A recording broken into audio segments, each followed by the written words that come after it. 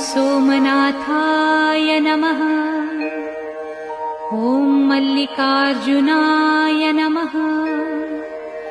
ॐ महाकालेश्वराय नमः। ॐ ओंकारेश्वराय नमः। ॐ वैद्यनाथाय नमः। ॐ भीमशंकराय नमः। ॐ रामेश्वराय नमः। ॐ नागेश्वराय नमः। ॐ विश्वेश्वराय नमः।